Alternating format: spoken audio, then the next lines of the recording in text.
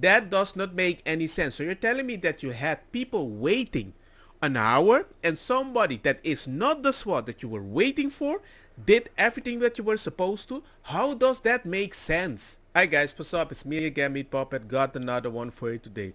Today, we're just gonna talk about the Texas shooting that has happened.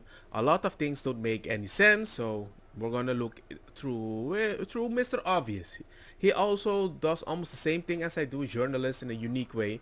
So he brought some interesting point that I really want to talk about. If you like the content, like, share, hit the bell notification. Don't remember to subscribe and everything. And here's the video. We're going to go over the timeline of events. The Texas mass shooting took place in Robb Elementary School, and it was committed by the suspect, Salvador Ramos, an 18-year-old male troubled youth who went on the second largest murder spree since Sandy Hook. 19 children were killed in this horrible attack, with many others injured. Now, we have conflicting reports and almost no information about why he did it. According to ABC News, Salvador Ramos was reportedly bullied at school for his clothing because his family was poor. Yes, I read it. At least according to the testimony from a close friend. Now, here's where it gets weird, because I've been going over all these reports over the past few days and really digging into the story. There's so much conflicting information. Some people say that he was a drug addict, that he was getting kicked out of his home. I saw another report that said his mother was actually the drug addict and she was getting kicked out of the home. I saw something weird about the reason that the mom kicked him out to go live with the grandma.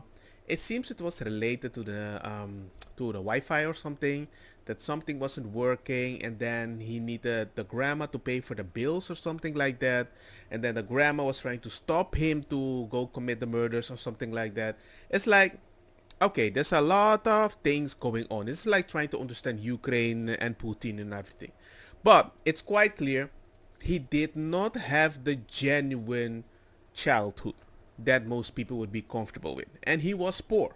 So he had a bad start. So other reports have said the mother and the son, Salvador Ramos and his mother would often argue with each other. I think a lot of the news outlets have misreported the story and misreported the facts. In my opinion, this is what we can say for certain. Salvador Ramos had a troubled relationship with his mother. They would often fight. Yes. Salvador Ramos was not going to school and didn't see the point.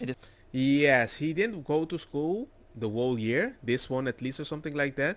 And I believe this was like the celebration of the ending. And the only conclusion I could make is that he didn't participate, so he wanted to make sure all these kids could have fun.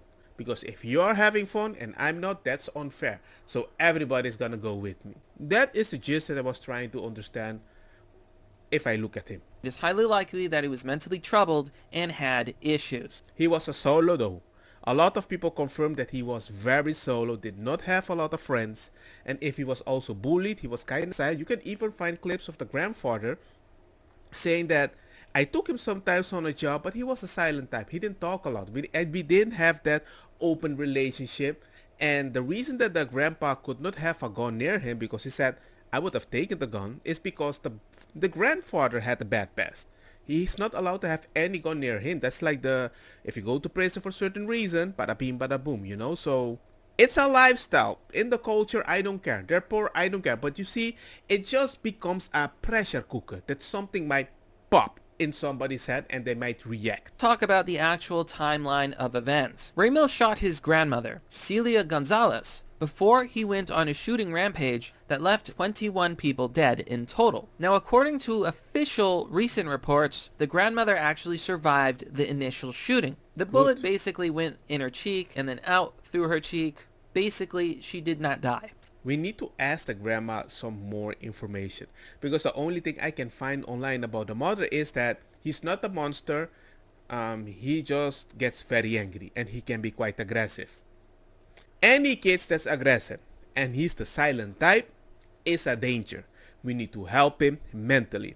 And I try to tell people this. Everybody thinks I'm the bad guy. I'm like, wait. It's men's health. If somebody is in such a bad position, why don't you consider that we don't need to reach out or have a center of people trained to talk to him to make him feel accepted in a society? This happens when they feel disconnected. But they get angry, oh, you're blaming the single mother. I'm not blaming the single mothers.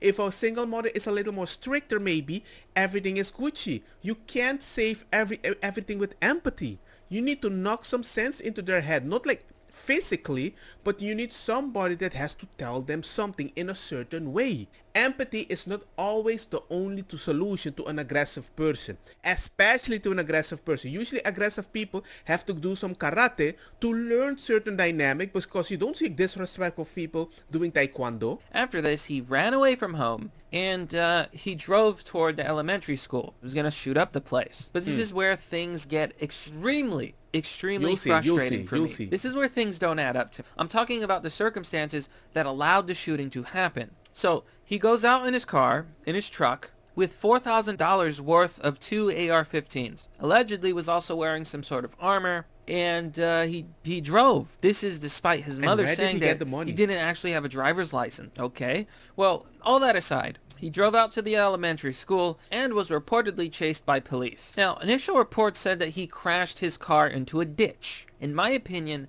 this does not make sense. According to some reports, that cops had actually rammed his vehicle and ended their pursuit. So, as you can see in the screenshot, he was fairly far away from the elementary school. However, somehow, despite being chased by the cops, he was able to run all the way into the parking lot of the elementary school, where he reportedly dropped a bag full of ammunition. That doesn't make any sense. If the dude landed over here and he has to run, and if he was chased by 2 people, were they so afraid that they didn't try to stop him? He had to run with with 1 bag. He didn't take all the weapons. But you see him fodder with what's happening? So he ran inside. I believe he also left one of his guns in the truck. They later found it in the truck. Yeah. And he was able to stand outside, fiddling with his ammunition, loading up, while the cops literally did nothing. So first things first, it looks like the cops allowed this to happen. Just full stop. No arguments, no conspiracies, literal fact. So check this out, folks. The police were doing nothing. Uvalde police, I don't know if it's Uvalde. I assume this is a Hispanic town, so Uvalde is probably closer, I don't know. Uvalde police handcuffed and pepper sprayed the parents, who urged them to storm the school, including a dad of a murdered girl and a mom of 2 who got free. Because I also follow a channel called Tatum, Officer Tatum. And he explained, look, man, if you arrive there, they need to call people, they need to call SWATs, they need to go in, they need to protect. Somebody has to go in with the shield. Because by what I understand is he went to a room specifically, and it was in a hallway. So anybody approaching, even if the parents went there, they would have gotten shot. So that's why they didn't go. But something is gonna not add up very soon. You'll see. Who tried to jump a fence and rescue the kids herself. Okay, now this is a big story that's left a lot of people extremely angry, because we have multiple reports that cops tackled parents to the ground, not allowing them to go into school. And then we have reports that say that cops waited for an hour outside the school for the shooter to actually go into school, shoot a bunch of kids, kill a bunch of people. And they just waited an hour outside. Not only did they let him in the building, they waited for an hour while he murdered children. And Officer Tatum is saying, well, he didn't confirm it, but believes that he might have murdered the kids in the beginning of that 40 minutes. He doesn't know about that hour, or at least he didn't mention it. I'll put the video in the description. You can watch it yourself. But again, what is going on here? But it gets worse. Here on Twitter with Sawyer Hackett, here's a Texas DPS lieutenant telling a local station that some officers breached the school to get their own children before the shooter was taken down. Not only did cops allow Ramos to get in the school and shoot little children, not only did they wait an hour doing nothing, not only did they tackle and tase parents, not allowing them to save their own kids, some cops actually ran into the school to save their own kids while the parents were literally pepper sprayed and not allowed to save their own kids. I thought that was kind of weird though. really weird. I would believe that maybe they saw, okay, he has a gun. If we go there, he's going to shoot us. He has more firepower. Let's go save as many kids as we can to balance the situation. But if somebody from the lieutenant, from the cops, says they went mainly for their own children and that they took all the extra people in that specific room, because the kid just walked into the door. It wasn't locked. It wasn't anything. He was just having fun. It was open season, and they say there was like no cops at the school. They're gonna describe it very soon. There were two. They were shooting, bada bing bam boom, but they ran away. That's really what I want to get at here. The cops were cowards. Cowards, little sissies, little B words, so many words. I think cops are not trained for this situation. They're not trained to shoot kids. But I'm like, maybe when somebody starts shooting at you, maybe think a little more. Well, yeah, if you think about your kids, you're going to be like, yikes, I don't want to die. But then again, you're going to get the salary. You're supposed to do specific things. And we expect that you protect us. Because if you're not going to protect us, I'm not going to give my weapon away. That's the way people in Texas is going to think. I mean, it makes sense. I would never give my weapon away if I can't keep my safe. If the government cannot keep my son safe and have all these rules and everything, and people keep bending the rule for themselves. Because there's a parents that wanted to go in, you didn't allow him, and now the daughter is dead because you were waiting 1 hour for the SWAT to come by. I know it's a hard pill to swallow, but you have to have a plan B that kind of helps the kids. There has to be a plan, because if you're telling me that we always have to wait 1 hour or 40 minutes for the SWAT to arrive, I think that's a little too late. There has to be a plan B, or you start teaching the teachers how to shoot. Were pathetic, sissy cowards. They allowed these children to die. Now we got a post here, and I'm just going to read it to you. Gunman shoots grandma. Gunman crashes truck in a ditch and shoots at people. Stands outside the school for 12 minutes, shooting rounds with no interference. Yep, that happened. I saw some clips. Somebody was recording him going into the school. That's what you see. And people say, why did nobody call the cops? I think they called the cops, but the cops waited outside. That's the problem. It's not calling the cops. If they're not going in, hey, nobody's gonna get saved though. Walks inside the school through an unlocked backyard. Shoots at 2 cops or guards who show up inside the hallway. The cops run away. The gunman walks into a classroom, starts shooting kids. 100 cops show up, taking out their own kids, while the shooter slaughters the classroom. An hour passes. He is allowed to continue to kill. Police mace, tase, and block parents from trying to get inside. An off-duty patrol border agent goes in the building and shoots Salvador Ramos. What the actual F? An off-duty border patrol agent goes in by himself with a key. Why do you need a key to open the door when you have rifles and hundreds of men? Kills the gunman. He kills the gunman. That does not make any sense. So you're telling me that you had people waiting an hour and somebody that is not the SWAT that you were waiting for did everything that you were supposed to? How does that make sense? How does that make sense? I know, man. I think it's really simple, folks, at the end of the day. Salvador Ramos was a troubled youth. He had been in prison 3 times on misdemeanors, spending an upward of 180 days in prison. Salvador Ramos was a known problem to the feds, the FBI, other federal agents, I imagine. They did nothing. They did nothing. Salvador Ramos worked at Wendy's. He came from a poor family. Possibly due to drug use, he may have not had much money. But somehow, he was able to afford $4,000 worth of AR-15s. Where did you get the money? At least $1,000 in ammunition, allegedly a vest, and perhaps a truck. Many people question, where did he get all the money? Many people question, he ordered the guns online and then got them 2 days later? How can the feds know that you're a troubled person?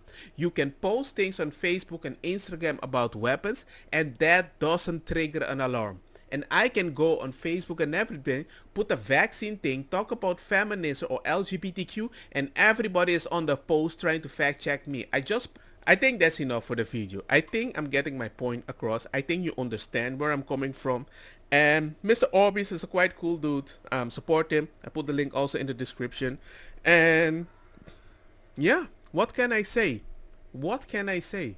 Wait a second, I forgot one thing. In a truly shocking turn of events, it may also be that the Buffalo and Texas shooter may have been in the same Discord groups and same Telegram groups. My friends, I have the shocking screenshots and some details that you probably haven't heard. So if that is the truth, that would mean that certain people are trying to make these kids more aggressive in secret.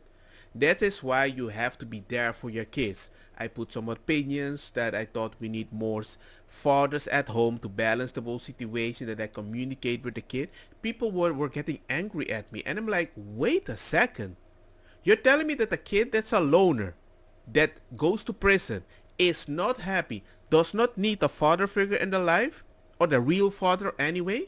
You're saying that, yeah, well, you're shaming them. I'm not shaming the mothers. There's plenty of mothers that do amazing job doing the both jobs, father and mother. But sadly, sometimes it's not enough, especially if the mother also has different issue and she can balance her life, right? So that is what I'm saying. We need to help mothers have father figures in their life. It's not that you can do the job. It's just that you can tag team. I'll take a break and you help me out a little. But I can't look at one woman saying that she's perfect 24/7, uphold her as a super gem, and then be like, I'm not allowed to call her out when something bad happens, because then she's going to say, you don't understand the hard life of a single mother. Then I'm like, wait, weren't you perfect? Or you were not? It's confusing. Anyway, I think I'm talking enough. Video a little too long. But I just wanted to make that point and let you guys know. So, like, share the usual. You know how YouTube is kind of special. And see you guys next time. Peace.